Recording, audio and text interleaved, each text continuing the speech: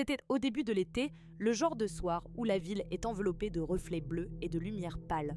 On venait de finir un concert et avec mes 3 amis, on arpentait les rues presque désertes, riant encore de la soirée. Mais dès qu'on est passé devant un vieil immeuble, j'ai senti quelque chose.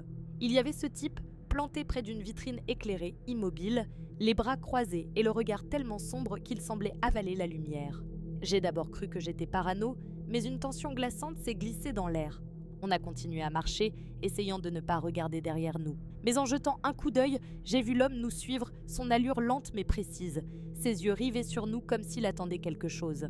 Ma meilleure amie m'a attrapée par la manche. Elle venait de remarquer qu'il était toujours là. Personne ne plaisantait plus. Les pas de l'homme résonnaient entre les immeubles, portés par une brise froide. Chaque nouvelle intersection semblait nous rapprocher de lui.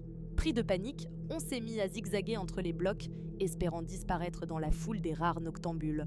Mais chaque fois qu'on croyait l'avoir semé, son ombre ressurgissait sur le trottoir opposé, bras toujours croisés, regard penché, inhumainement calme. Là, sous le halo brisé d'un lampadaire, il s'est arrêté. Mes amis ont retenu leur souffle. Pendant un instant, plus rien ne bougeait, sauf le tic-tac invisible de nos cœurs affolés.